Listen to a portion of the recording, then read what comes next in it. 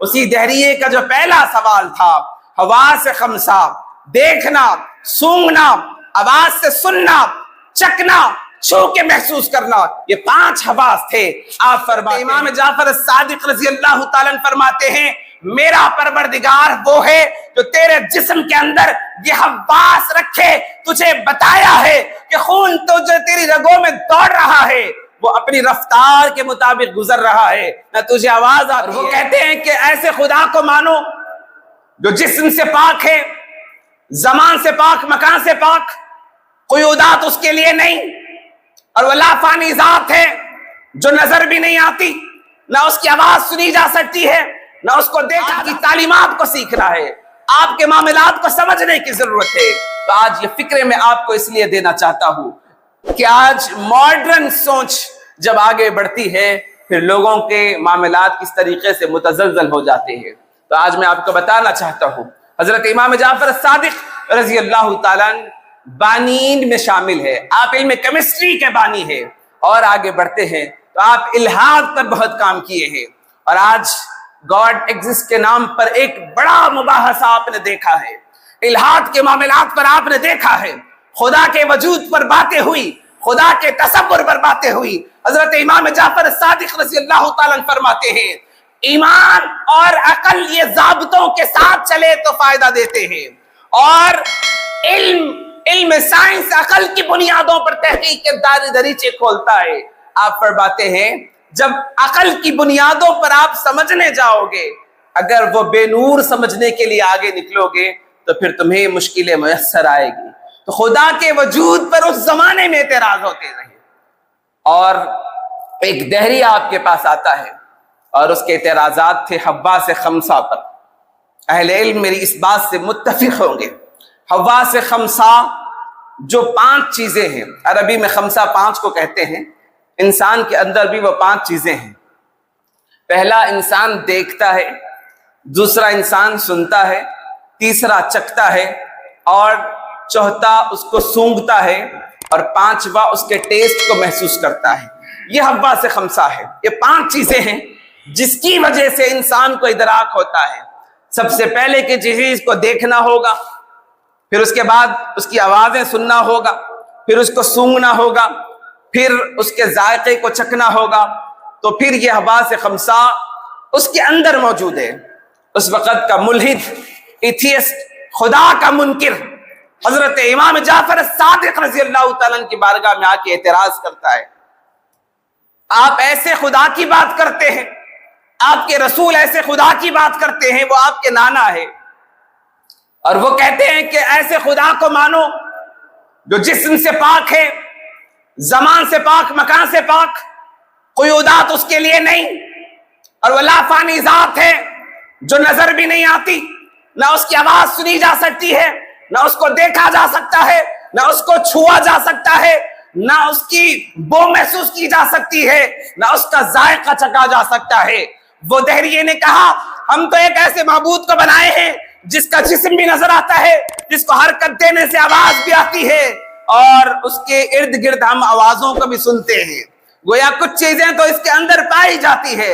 حضرت امام جعفر الصادق رضی اللہ تعالیٰ فرماتے ہیں اس دہریے کے جواب پر کہ اس نے یہ دعویٰ تو پیش کر دیا، تو آپ فرماتے ہیں کہ حواس خمسہ جو تیرے اندر موجود ہے، تو سمجھتا ہے کہ اس کی وجہ سے ان چیزوں کو محسوس کرنا چاہتا ہے۔ اور پھر اسی دہریے کا ایک اور اعتراض تھا کہ آسمان ہے، اور آپ کہتے ہیں کہ آپ کا خدا ہر شے کا خالق ہے، ہر شے کے بنانے والا ہے۔ آج کے دہریے بھی اسی طرح کے اعتراضات کو ماڈرن الفاظ کے چناؤ کے ساتھ نوجوانوں کے ذہنوں پر اتارنا چاہتے ہیں۔ اس زمانے میں بھی فکر دی جا رہی تھی۔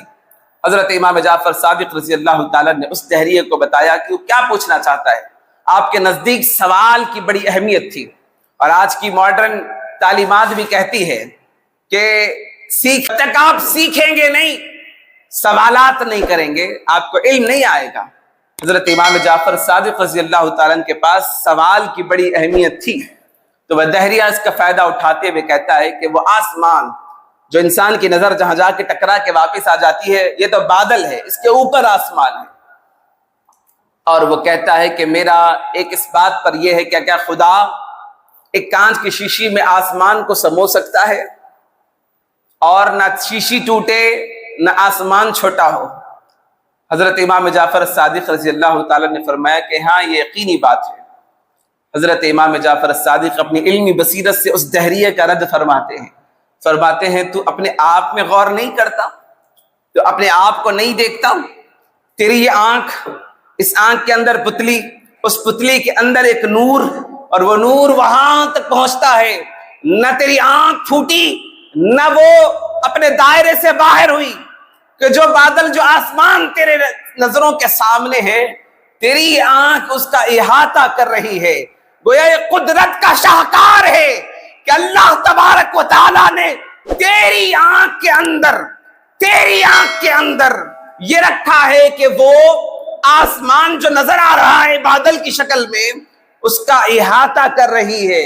گویا خدا کے ہونے کا یہ ثبوت ہے کہ جو تیرا سوال تھا، شیشے کے اندر آسمان آ سکتا ہے، آپ فرماتے ہیں جب تیری چھوٹی سی آنکھ میں آ سکتا ہے تو میرا خدا قادر مطلق ہے، رب جو چاہے وہ ہو سکتا ہے۔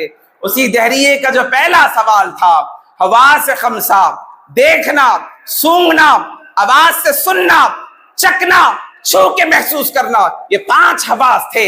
آپ فرماتے ہیں تو اپنے آپ میں غور نہیں کرتا، اپنے آپ کو نہیں دیکھتا؟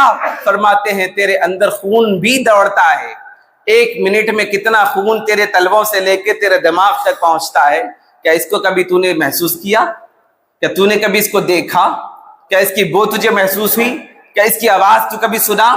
آپ فرماتے ہیں نہ تو نے آواز سنی، نہ تو نے اس خون کو اندر رہنے کے وقت نہیں دیکھا، باہر آنا وہ الگ بات ہے، لیکن جب خون اندر ہے تو تیری نگاہ میں بھی نہیں، نہ آواز تیرے کانوں کو پہنچ پا رہی ہے، نہ تو اس کو چھو سکتا ہے، نہ اس کی بو محسوس کرتا ہے، نہ اس کا ذائقہ تو چکھ سکتا ہے۔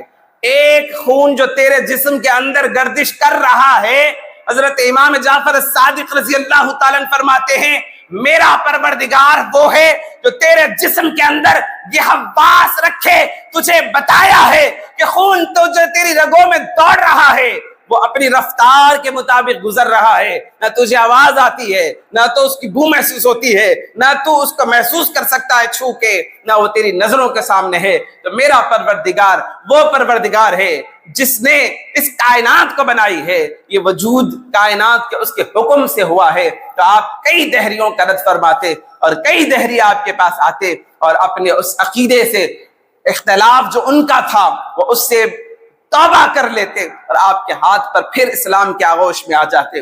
حضرت امام جعفر الصادق رضی اللہ تعالیٰ کی یہ تعلیمات ہے کہ کس انداز میں آپ نے دہریوں کا رد کیا۔ بڑے بڑے فلسفی اس زمانے میں آتے تو کئی فلسفیوں کے فلسفیانہ انداز کا آپ نے رد کیا۔